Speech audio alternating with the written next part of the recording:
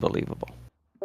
Welcome back to the #1 most valuable real estate community in existence. Today we are going to be learning how to sell with members of the community that are closing 1 to 2 deals per day. We've got Mr. Bob Saadai joining us with Stefan Lindstrom here in the Discord. If you haven't already, you need to come and join us. Be in proximity with greatness at discord.gg/reirev or reirev.com. Make sure to drop a like on this video and comment whatever it is you took away from it. We want to see that engagement go up. We want to see that people are actively participating and paying attention.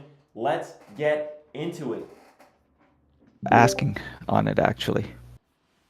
Yeah, happy about that. Right, I'm telling you.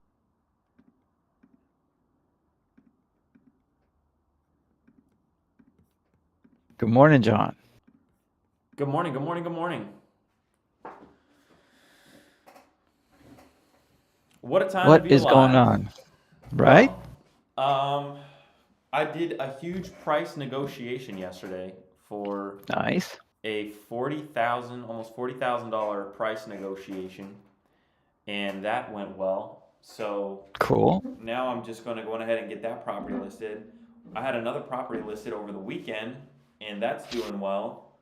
Got a lot of interest on that. And Bob, I also want to hear your take on this, but some of the people that I've talked to have been saying like they're staying away from low populated markets because they feel like there's not enough opportunity, or maybe there aren't enough flippers. But I would actually beg to differ. I would say what's most important isn't necessarily the population of an area, because yes, the population is important. It's probably more likely that a higher populated area has more sales volume. But I would beg to argue that it's more important to have higher sales volume relative to geographic location than just population size. Like, I don't think that the population size should be the deciding factor of whether or not somebody decides to pursue a market. I like that. Um, Me personally, in our business right now, we do more deals with the populated areas than the lesser populated areas. And Mm-hmm. it's exactly because of the reason that you just mentioned. It's just that there's more buyers in those areas, so that's why we go after them. Can you do business in the lesser populated areas? Absolutely, yes. Is it an opportunity if you don't like competition? If you're just starting out, maybe that might not be a bad idea. Well, I wouldn't say starting out, but if you Probably just have, starting out, ex- yeah. yeah, if you have experience and you're just tired of, a lot of competition and it's a one-man show, for example, yeah, I wouldn't put it out of, consideration. The other thing that you have to take into consideration with less populated areas is its proximity to a metropolitan area. Mm-hmm. Okay. So, for example, there are lots of good morning, buddy. Good morning, good Uh, morning. there are there are lots of suburbs, okay, that are close to metropolitan areas. And if you take a look at their population, you might not have heard of them, but if you take a look at their population, it might say 5,000, 6,000, right? But it's right next to Atlanta. It's right next to LA, whatever. Okay. So those are very desirable areas too. And for those, we do definitely market to those areas. So that would be the caveat I would put with less populated areas. I definitely agree. I would also add the importance of knowing your exit strategy as well, especially in these lower populated areas. It's like you're saying, there probably aren't as many buyers, fixing and flipping houses all the time, have big projects going on all the time. But to have There you go. access, That's huge. yeah, to the Yeah. exposure of the MLS and knowing that that's going to be your exit strategy is Yeah. probably the best play for wholesaling in these smaller populated areas. Yeah. Yeah. I agree. I agree 100%. You have to know your exit strategy.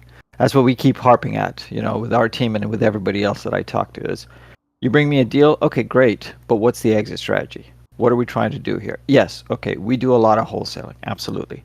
Okay, but what is the exit strategy? The exit strategy isn't the wholesaling. For our team, it is, okay, but it isn't necessarily the final exit strategy. I mean, who is your end buyer is what you're looking for. That's the exit strategy that I'm talking about. So yes, excellent point. MLS can be a huge help in the lesser populated areas if your exit strategy is to go after, the end buyer, right? Mm-hmm. So I agree. So So want to John, are know? you taking? Can you all hear me? Yep, yep. Yeah. Oh, cool. So John, are you taking these properties down, or are you doing the novation aspect when you're listing these? So it'll depend on, the price of the property. I'll give you an example, and also the seller situation. So there's a 20K property. I have it under contract for 20K. I've already reached out to the agent. I've already got it listed. I always try to get it signed with the novation paperwork. And so it's listed for 47.5, and the seller is in a situation where the mom is not doing well. She's in the hospital, and she wants to just kind of cash them out so they don't have to go through the whole probate process and all that kind of stuff. And so they need to get this closed by like the 2nd of September. And so in that situation where we've got it at a great price, it's a 20K, I partnered up with somebody from this community to fund that deal in the event that I can't get it sold to the third party before closing. So I position myself in a way where, I say, hey, we're going to cash you out by this time. And I ask, like, do you mind if I also market the property? They don't care. And then we'll close on it if we have to, but ideally, we don't want to, right? But I'm in a position now where if I need to, I can. So we really are a buyer, and we really have built up the connections to be able to buy these properties, but we always got to make sure that we're buying them at a good, deep discount. Absolutely. No, right on, man. It's always good to have that buying power to take these down yourself. So that's huge. I'm grateful. Speaking Um, of some big wins, we got Bob and John had some good wins over the weekend. Let's hear from the crowd. It doesn't have to be real estate related. What's some big wins you've had over this last weekend? Looking forward to this week. I'm actually excited. I'm heading out to Phoenix on Friday. Going to be out there for a few weeks and then heading to Texas. So I haven't been traveling a Ooh, lot, so nice. it'll be nice. It's like a working vacation, go hook up with my peeps out there, hook up with the nice. sub 2 community. Um, yeah, so I'm excited for that. Fantastic. I was working on a ebook over the weekend. I know this is one thing that a lot of people have been asking about. Is just kind of like, anytime that somebody hears about wholesaling, they're usually asking, the same questions about, hey, how do I get started? What's ARV?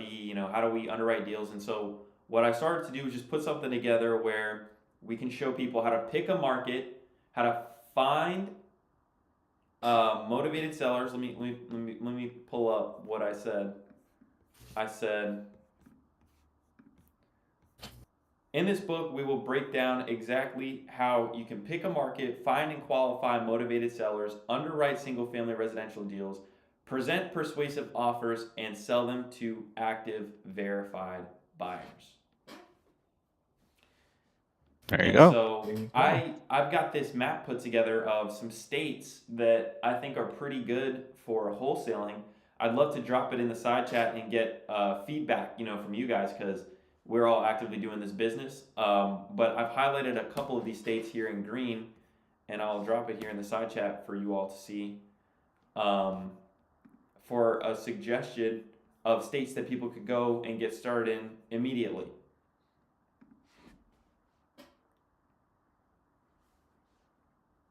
So tell me how you All right. came up with this list. Why are those the ones in gray in that situation? Why don't you think that they should be going and doing business in there? And some of Um, them are very obvious, but I want to hear your explanation. Yeah, so before we hop into that, I just saw that Sebastian had a Yeah. huge closing. We got Yep. a contract price 13K assigned at 20.5K.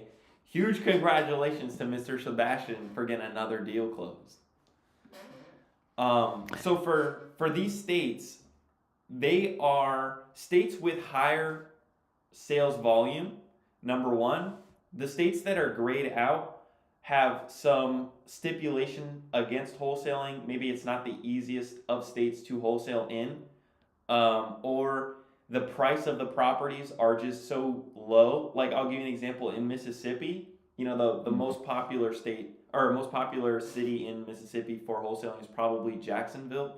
But Mm-hmm. because of the value of those properties there being so low, it is extremely difficult to find buyers that are willing to pay, you know, for properties, because depending on where you're at in Jacksonville, you can find a lot of impoverished areas and a lot of pockets where just buyers, they don't want to have anything to do with the properties. And so I just kind of wanted to suggest, you know, some states that I think people could just hop into, start marketing to, and get some success. But I'm totally open, like I said, to adjusting this map. And if you guys think that Jacksonville is a good spot, you know, let me know. But from my experience, you know, I've gotten some leads there, and they just didn't move. It was kind of difficult, you know, to get somebody to want to buy it. But um, I'm sorry, Jackson. Yeah, Jackson, Mississippi. No. Yeah. But yeah, places like hot markets like Jacksonville, Florida, and you know, it might be a good idea to even add like the list of the cities with the top sale volume in the states that we suggest as well, so that people can go and look and find, you know, even like sub cities, surrounding cities, you know, closer to those major metro areas. So that's a just even hopping in here and talking about it is giving me ideas. That's awesome. That is awesome. I'm just going through the map myself right now and figuring out a couple of them too. I understand why some of those are not in there. Just as far as difficulty is concerned, you're absolutely right. Mm-hmm.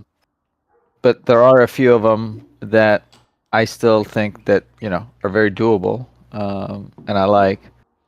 We'll stay out of Trevor's state for now.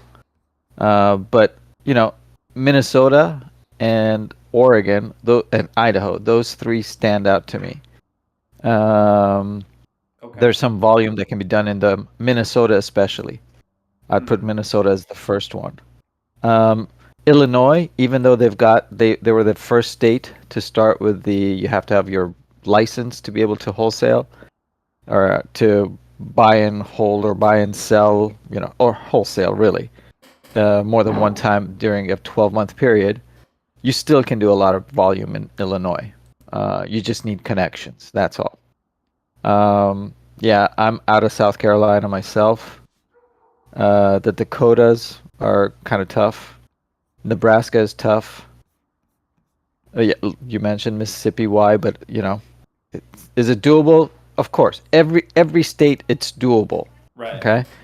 But do you want to swim against or with the flow of the river? Okay. So if you're just starting or have some experience and don't know where to start, I love this map. I think it's a very good place to start. Is there Some of them are anything? even still tough. Is there anything Hmm. you think Go we ahead. should add to the map? Because I want to make sure that, you know, it's these states that we put up here and then we say are green, like they're good states, are really good states, you know, for people to go and get started. And you know, having talked about Well, you that, I got to. will also get those top cities together too. So I would put a caveat at the beginning and say, okay, this is what we mean by good versus not necessarily good, and explain. Okay, because good to you might be good, might be different than good for me. Okay, so I would start off with that and Okay. explain what you mean by good, and therefore this is why you think these states are good. Okay, and the other ones in gray are not necessarily good.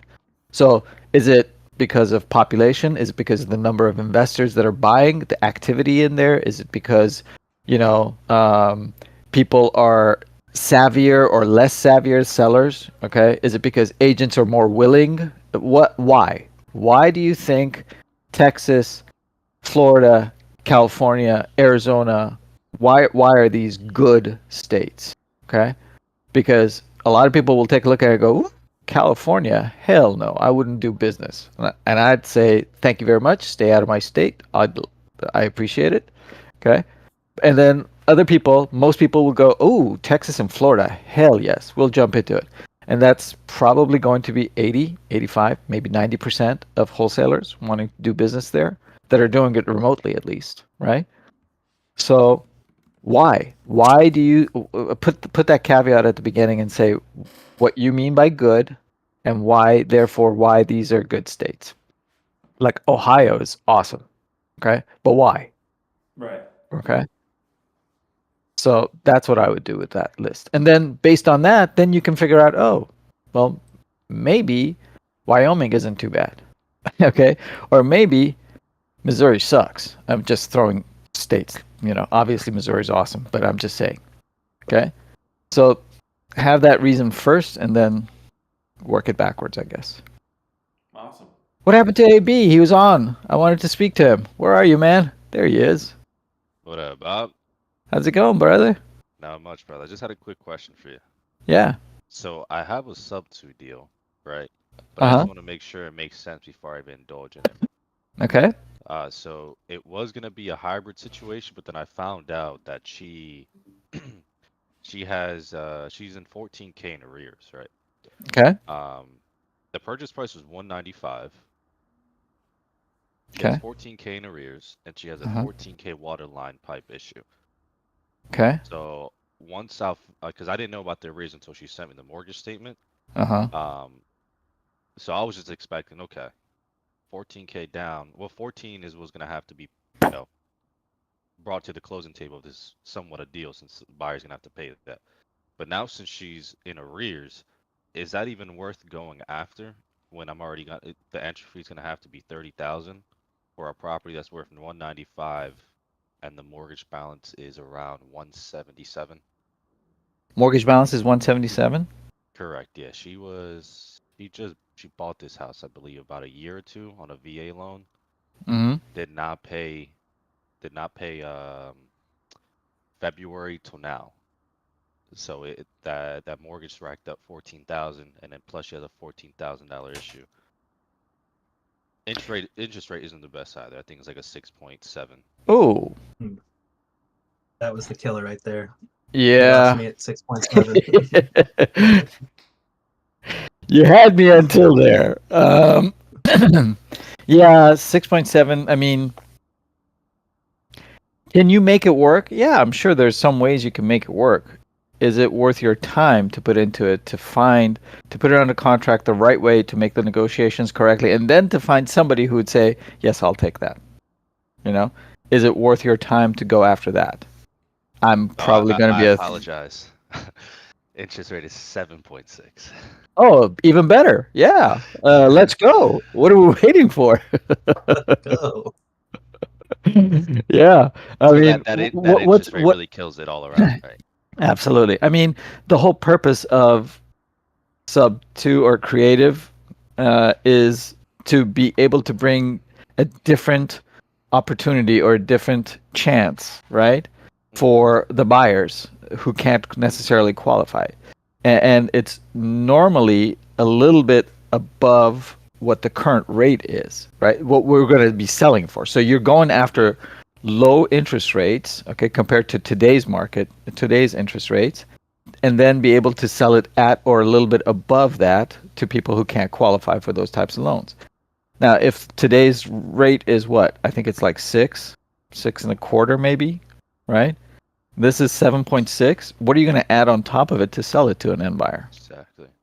So why would it be worth it? So I'm afraid. How would she even go about selling this property then? Because she had it on the market for 209, right?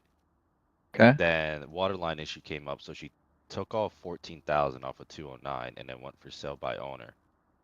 So now she's at 195 with a balance of 176 and arrears of 14,000. Okay, so she's cutting down on costs, which is, I mean, the right move, but how much activity is she going to get by going to FSBO, right? She more than likely is going to come out of pocket at the end of the day, okay? Unless if more issues pop up and you can do a short sale on this. What's the condition of the house? Oh, it's in turnkey, great condition. If you want Too here, bad. I can. Let me give you the. I'll give you the address. Drop it on the side chat. While AB's Okay. pulling that up, Bob, you mentioned the condition of the house needs to be, really poor for like a short sale. What qualifies a house to be sold, on a short sale? So it doesn't have to be really poor. It certainly helps your cause. Okay. Because can you do a short sale on a turnkey? Yeah, you can if it's really upside down. Okay. But you got to look at it from the bank's point of view. Okay. They've given the homeowner a loan, right? A borrower a loan to be able to buy that property. When they go to buy that property, the asset becomes the. Sorry, hang on one second. Mm-hmm.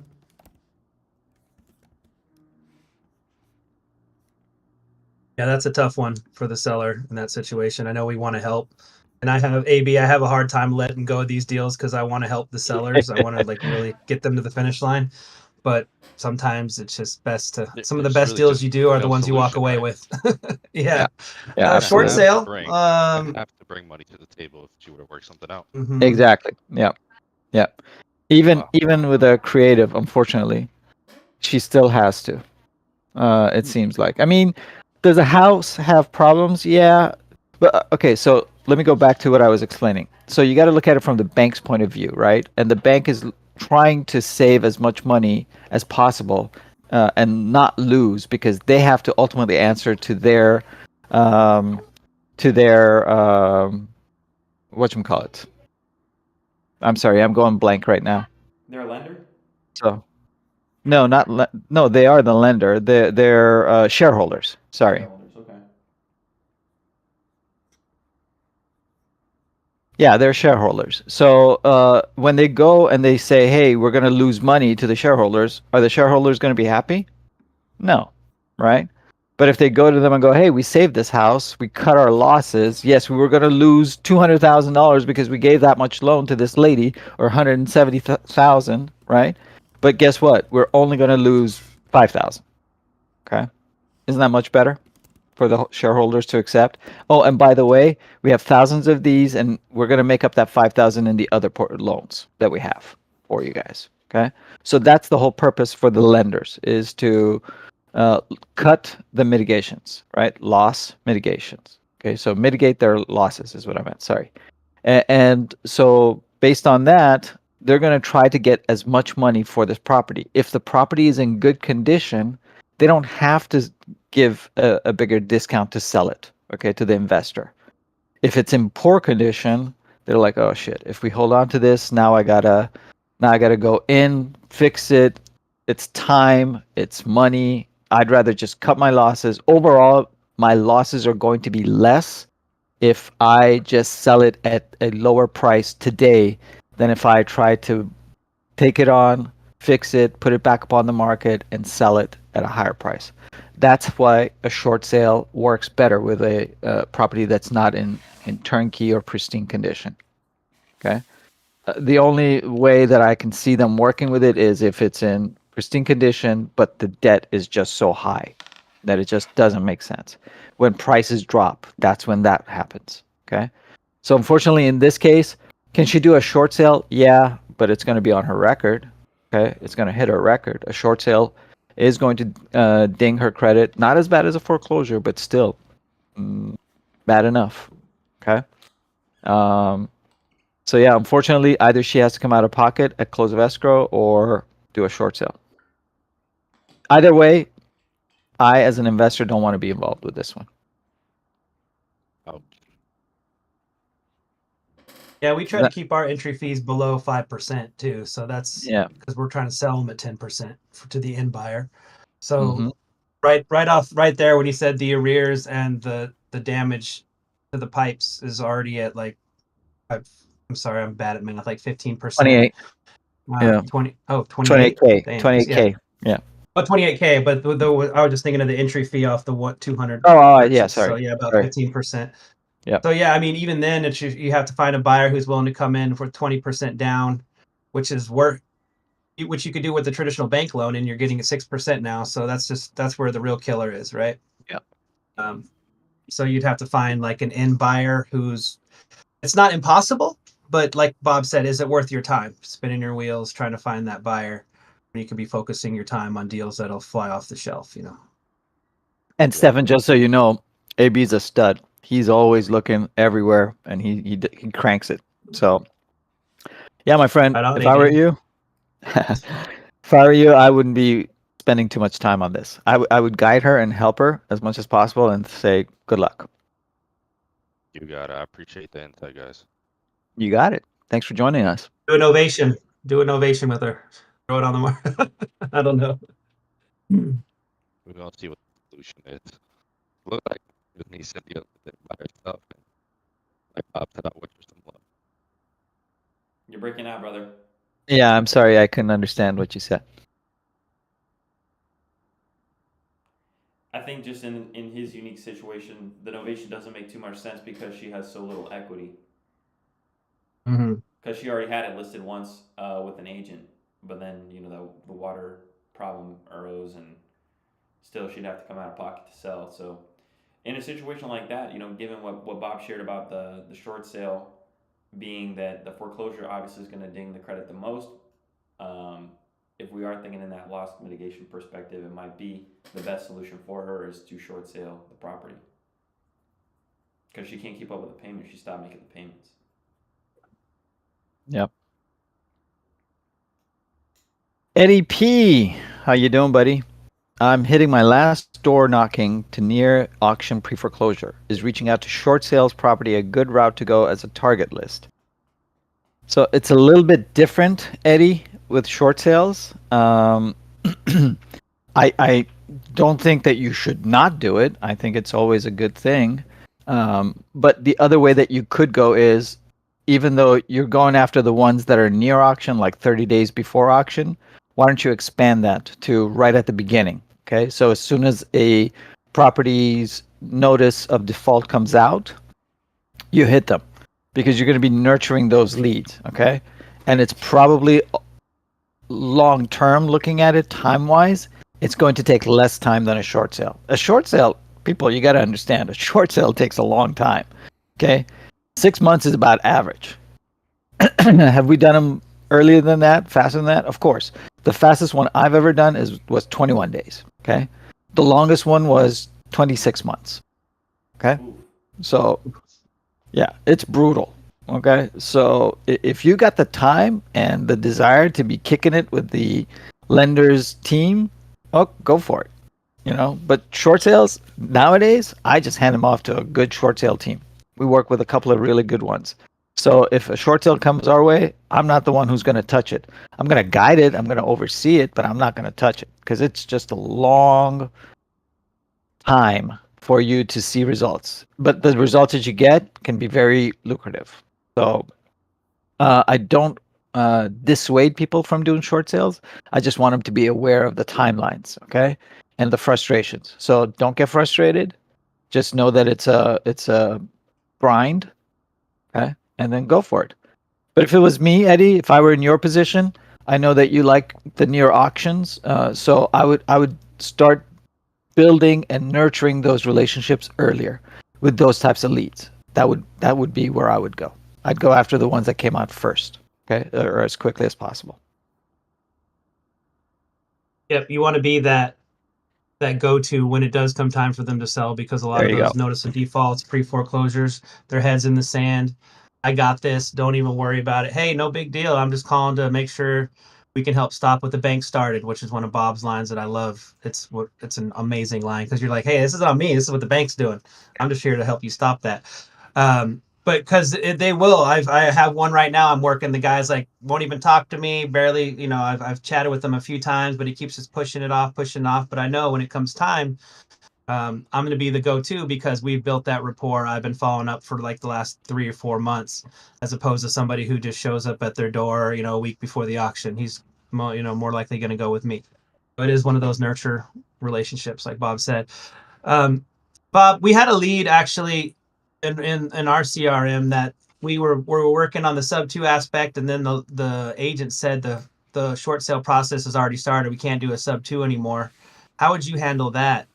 in that scenario, because I just kind of took him for his word, but I was going to follow up with him today just to kind of see where they're at in the process. It was one of Melanie's leads, so I didn't want to get too far into it with the agent, but I wanted to ask you first, what would you do in that situation?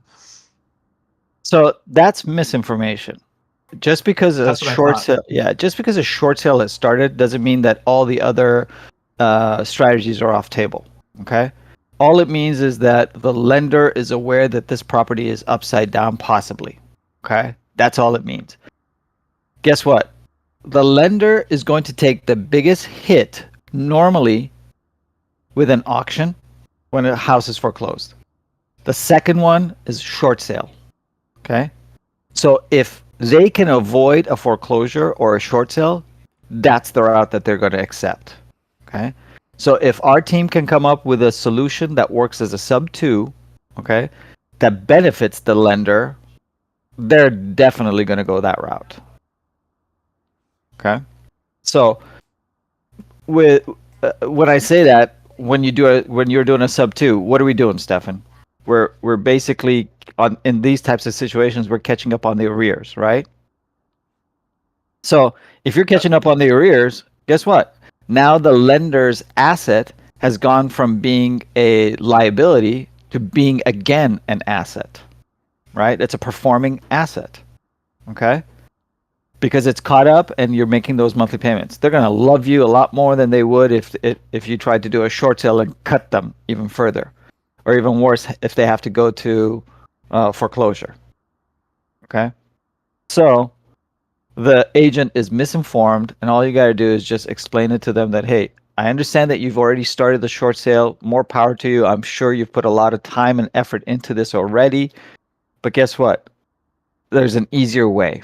Let me show you. And you're going to get to your... but I didn't want to... Yeah, absolutely. And you're going to get to your commission much faster if we go this route. Because you got to... Yeah, because a short sale, average timeline... The agent. Exactly right. Short sale is going to take 6 months. We're going to take care of you in less than 30 days. Which one do you want? Your choice. Right on. Yeah, I didn't want to argue with the not argue, but No. Get combative with the agent until I knew all the information correctly. Because I've told a straight up lady last week. She's like, you can't do it with a VA loan. I'm like, that's false information. Let's get connected. I'll connect you with my lender. We can talk about it. Plus, with the amount owed, he actually would qualify for a second property already. So with that, if I'm confident, I don't mind being combative. Not combative, but you know what I mean. Yeah. And we don't have to. There you go. There you go. That's right. Yeah. Well, Mr. Agent, I'm sure that, like I said, you've put in a lot of time and effort into this short sale, and the lender or some others have told you that this might be the only route. Okay. Would you mind if I shared with you another option that might work for you and get you to your commission faster? Bob, I've got 2 questions. I'll follow up with that agent right after this. So what's up, brother? If we're thinking in the loss mitigation stance, we're trying to really help the lender lose as little as possible, or walk away at break even, or even take a profit, right? You're suggesting that you could still do the sub 2. Would you then disclose that you were going to take over the property sub 2 to the lender? No, I still wouldn't. Okay, there's no reason to. We just found a buyer, Mr. Lender, that is willing to pay enough to catch up on your arrears. Or, hey, you know what? As a sub 2, I would just make it like, hey, the borrower was able to get a loan. They're going to pay off the arrears. Mm-hmm. If you don't want to tip them off at all. The boogeyman always for all investors doing creative, especially sub 2, is the due on sale clause, right? Everybody's afraid of the due on sale clause. If the lender finds out, they're going to pull that trigger. Well, yeah, but so what? Let them. Okay? All you got to do is just go back and talk to them and see what's the best way of taking care of this. Okay? Hey, you're absolutely right. We thought this would be the best way, Mr. Lender. What options do we have to make this work out right? And if you've caught them up and if you've been making payments on a monthly basis to them, they're going to love you. They want to work with you. Again, think of it from their point of view. They want a performing asset to show their shareholders that they're doing such a wonderful job, making money for those shareholders. Okay, so they're going to work with you. They're going to come back and go, okay, well, what if you deed it back and you do this and do that? And okay, fine. So long as at the end of the day, I'm still going to own this property and I can do whatever I want with it, fine.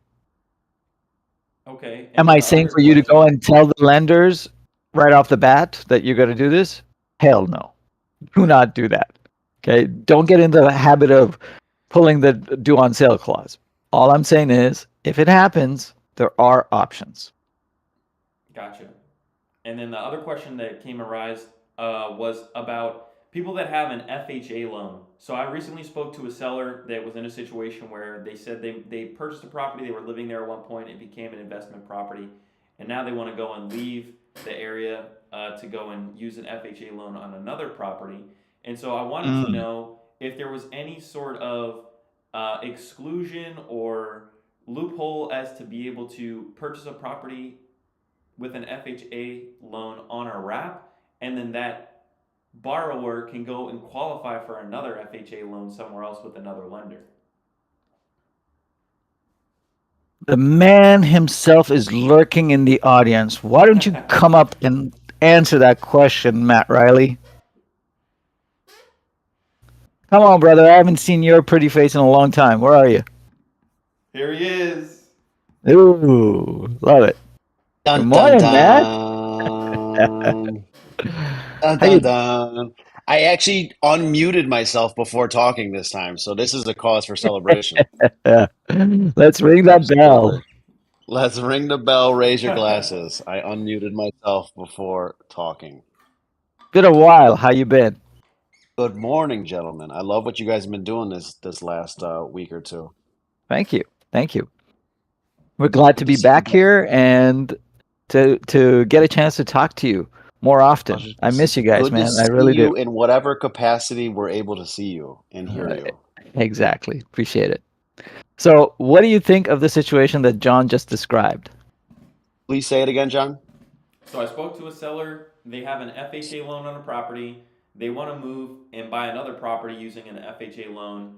And the only way that it probably makes sense for us to buy the property is if we were to wrap it. So their concern is they wouldn't be able to qualify and buy a new property with an FHA loan because they still have that pre-existing FHA loan in their name.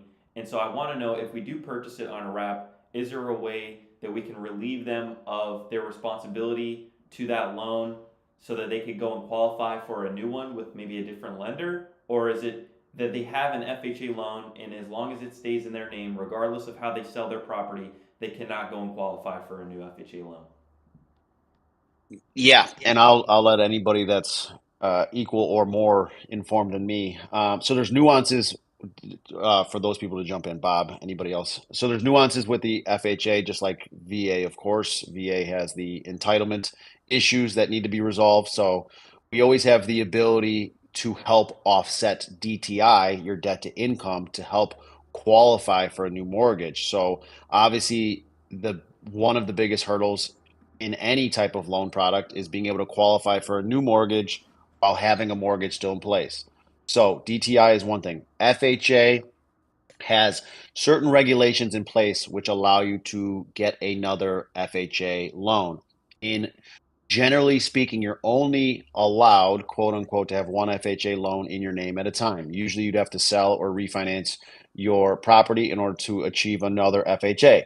But there are FHA guidelines that state what can take place for you to get another FHA if you move 100 miles away or more from a subject property, relocation, things like that. So you'd have to submit those things to FHA.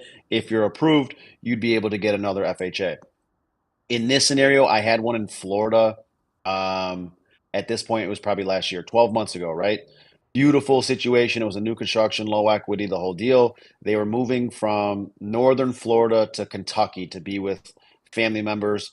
They adopted a child, and that adoption went through much quicker than they had anticipated. So, with that, they were moving much sooner than they thought, which put them in a low to no equity scenario. They were on the market, the whole deal. I ran them with my mortgage lender, and so there's a requirement with FHA that in order to let's just say they're not moving 100 miles away or they don't fit any other things.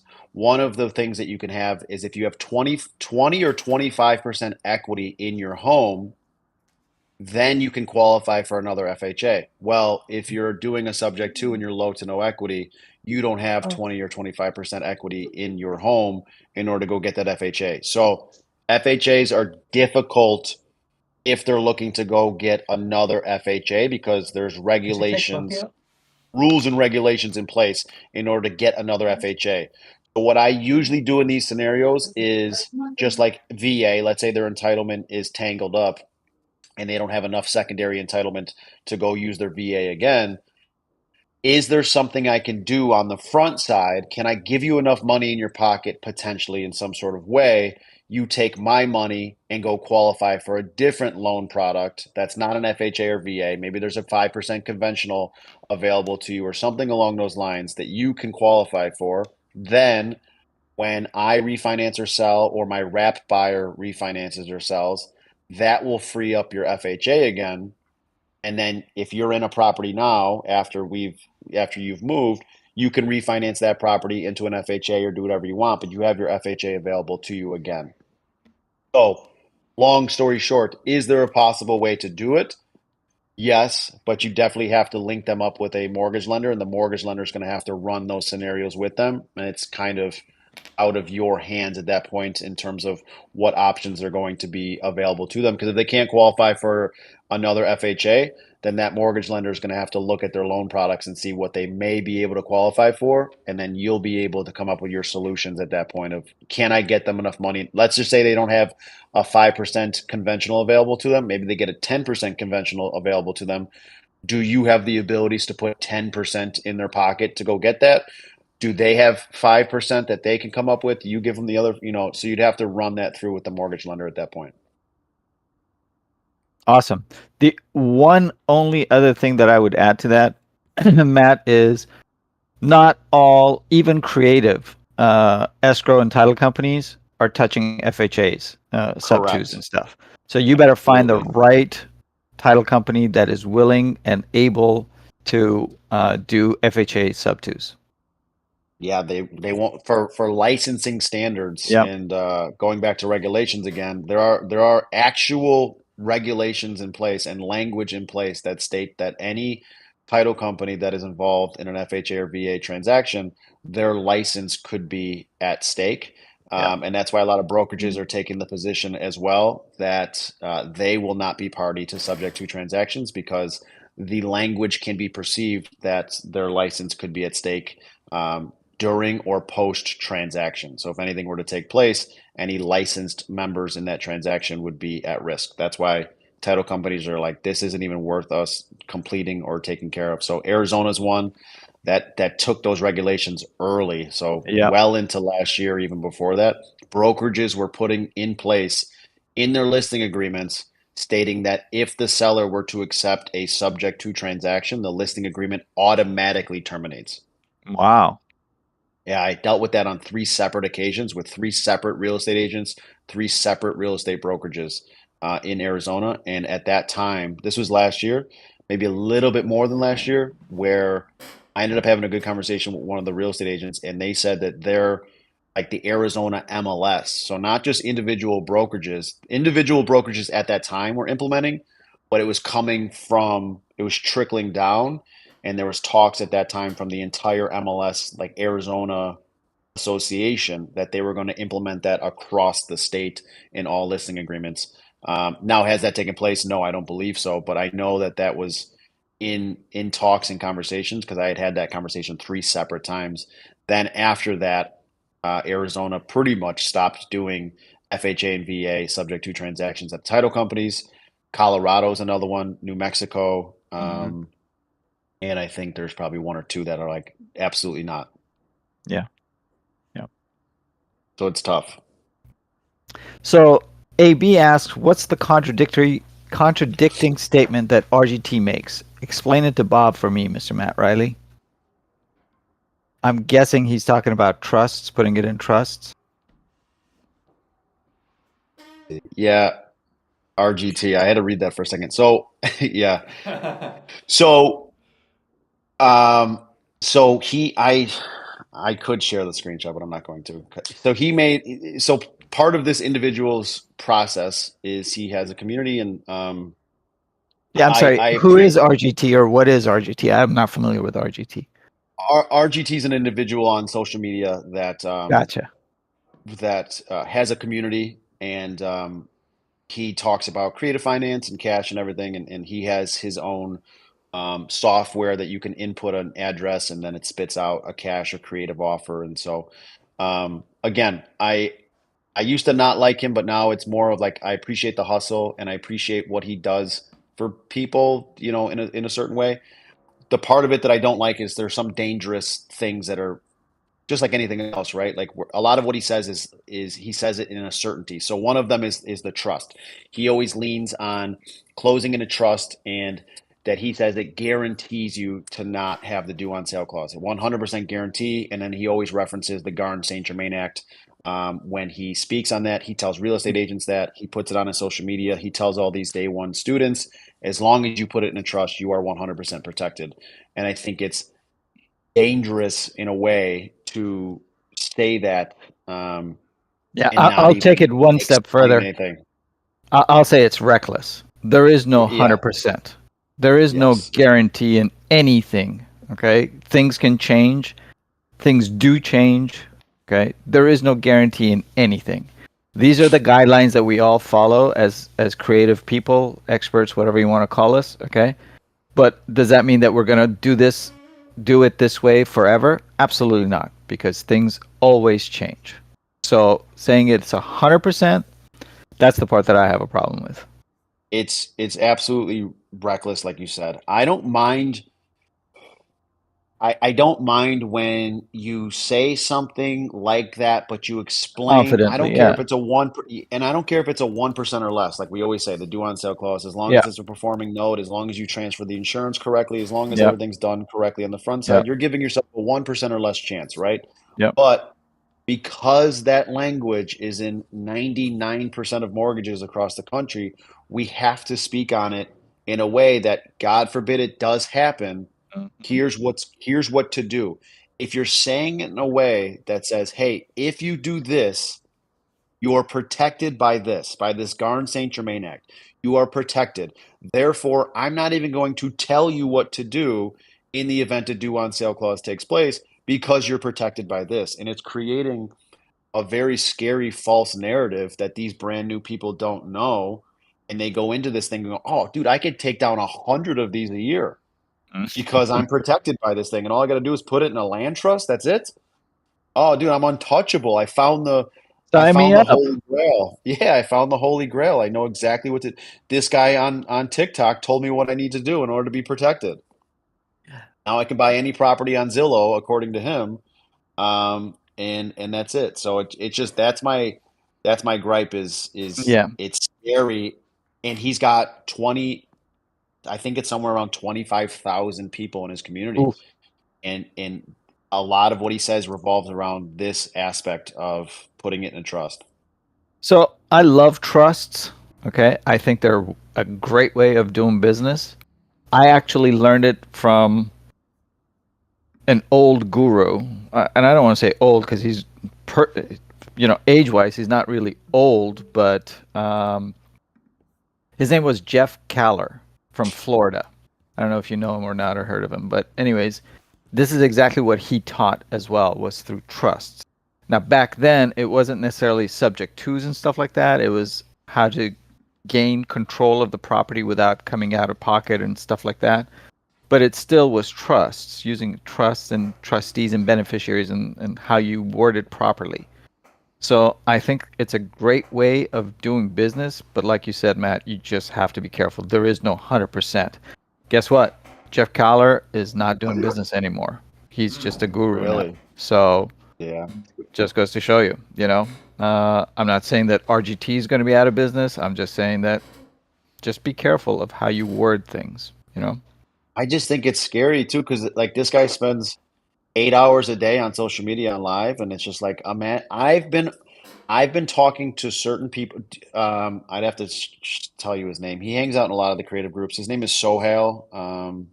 He has a note servicing company, Sohail Badruddin. But he's really great. He's in a lot of the creative groups. He has a note servicing company. He's based out of Texas, so he's all about seller finance and all that kind of stuff. But there's been a lot of regulations that have been taking place on the seller finance side for notes, creating notes, and even contract for deed regulations just started taking place in Texas. So they are starting to crack down on a lot of different things with seller finance, contract for deed, creative finance. And he was talking in a group the other day, and he is friends and knows people that are sitting on these financial congressions, basically, and in backroom conversations saying like, we see these things on the internet. We're seeing it. We're seeing it whether it's in specific Facebook groups or on social media. Like, it is out there. It's in our faces.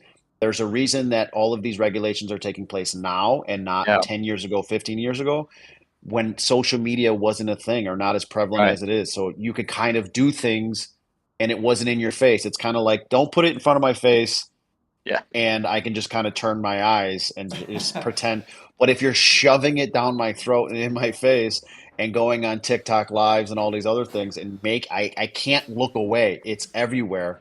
Now you're forcing my hand into these regulations. And when you Yep. have people like this, now there's going to be hundreds and thousands of hours of recorded conversations and videos of you saying these things. And I think it's, again, scary for them, not for, as long as you're saying it in the right way and setting the right precedent, I think. Hey, do you think that the police or the FBI or the CIA look through social media? Yeah, right? Hide. Yeah. Yeah. Well, hey, I'll tell you this, Bob. A while ago, I had a seller look through my social media, and that was a whole thing. So Oh, wow. you got to be mindful, of the stuff that you post. Like, I was posting these videos of like price dropping sellers and negotiation tactics and this kind of stuff, you know.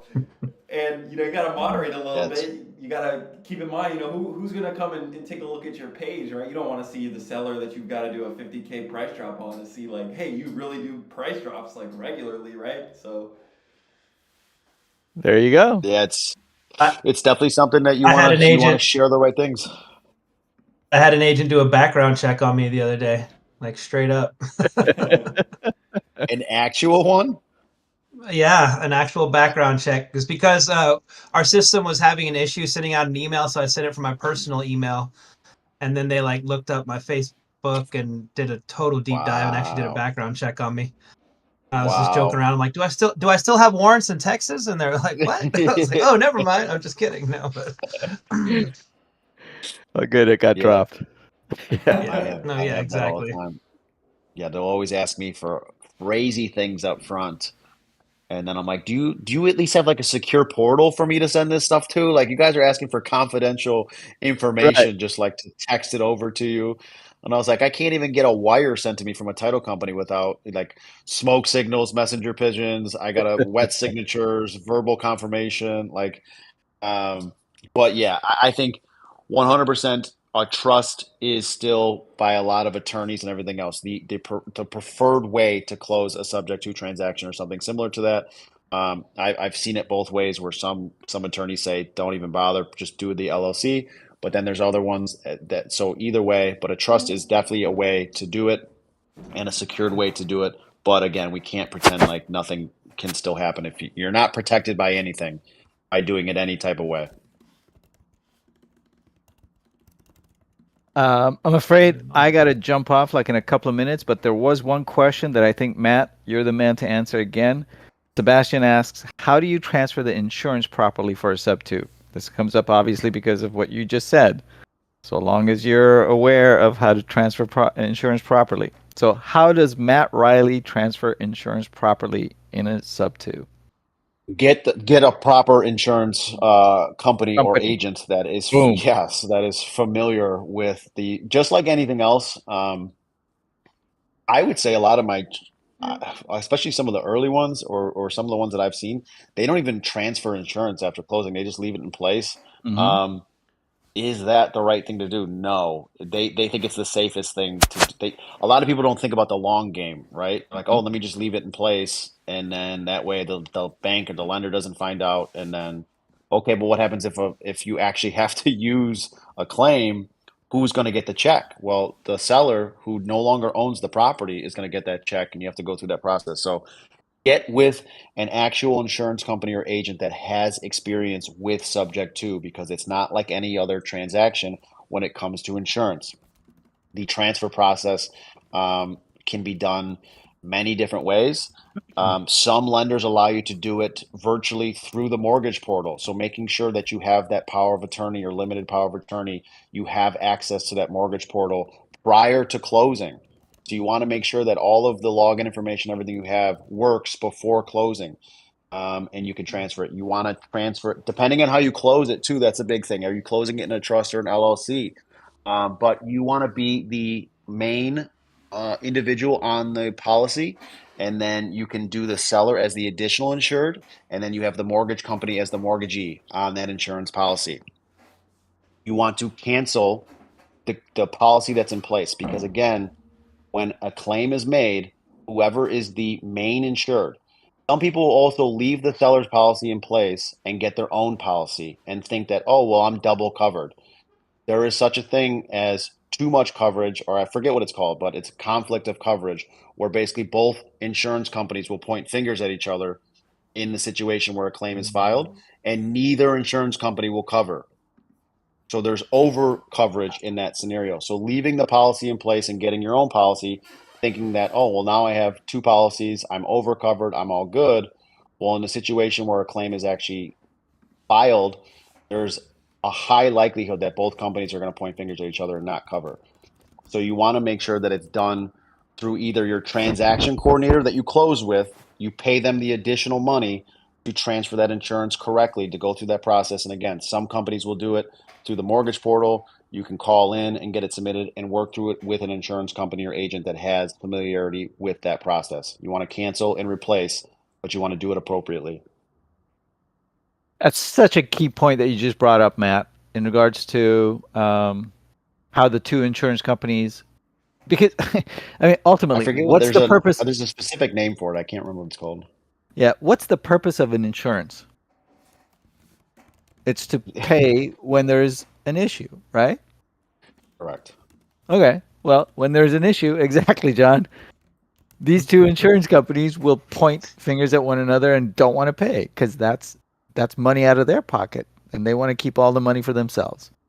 So yeah, if anyone's ever owned property before and had to file a claim, you know, it's so fun. I love doing that every day. Yeah, you know, the absolute warfare. You got to put on war paint under your eyes and go to battle with these guys to get them to, you know, accept a claim, give you the amount of money that you think you deserve for that claim. I mean, every claim I've ever had to file, it's never been the number that they gave me first. I've had to go to the manager. I've had to get them to come out and resubmit and go. It's just been an absolute nightmare every single time. So now imagine if there's two policies in place, two separate insurance companies, and you go to file, neither one of them want to pay. And if any, they're going to go through that insurance language in that policy and look for any single instance that they can use to not cover that claim. Yeah, with a comb, real carefully. Yep. Yeah. Perfect example, not the double coverage, but my dad and my cousin bought a 4-unit building. They had seen me investing and took them long enough, but they're like, we want to buy our own building now. And so I was proud of them, and I was an agent at that time. So we went and looked at a bunch of buildings, and they bought this one that was right next door to a building that I owned, and everything was great. And a pipe, the village, the city pipe in the front yard, underground, 15 feet underground, burst. Oof. And the amount of water that came out was so much that it actually moved their building. Like the sediment in the dirt actually moved, it shifted their building. That's how much. You should see the photos. I mean, their basement where the laundry was, the water was 12 feet high, just washing machines just floating. I mean, it was crazy. Long story short, they go to file a claim. The insurance denies it because there's language in most insurance policies that if the water comes from underground, I forget the specifics of it, then it is a non-coveraged event. Yeah, you gotta love insurance companies. So they went and they got the what's the adjuster. They went and hired a third party to come out, and still they were never able to get it covered. It ended up being like $60,000 or $50,000 to $60,000 worth of damage and work that needed to be done that was not covered by their policy because of the language in there that states like if it comes from underground, even though it wasn't their pipe, it was the city's pipe, and it still wasn't Wow. covered. So again, the insurance is so important. If it stays in the seller's name and something were to happen, they're going to cut the seller that check. What's your relationship with that seller? That seller gets a $50,000 check sent to them. What's your Mhm. relationship with that seller? Right. I got some good relationship. I got some strong relationships, but you send me something that me and you haven't talked Put in a 2 years, and dollar I get number on it. 50,000. Yeah. Exactly. So make sure it's done correctly. God, I miss talking to you, buddy, but I'm afraid Yeah. I gotta jump off. It's been a Yep. while, Miss you, but brother. looking forward to hopefully having you here on Wednesday, and hopefully we'll get some role plays done on Wednesday. Okay?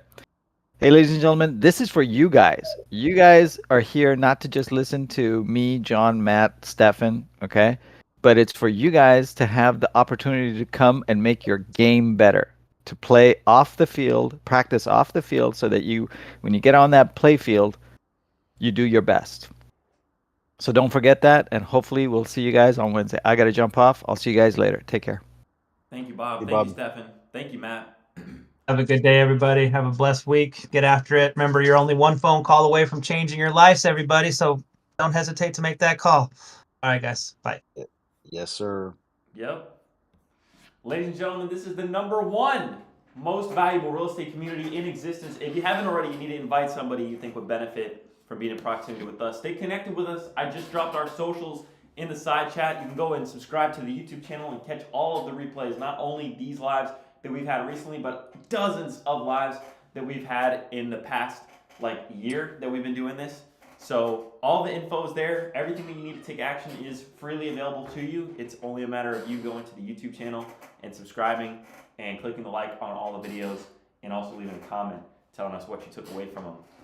And make sure to follow us on the Instagram as well so that you can see the stories that we post there for any events that you might not be signed up for.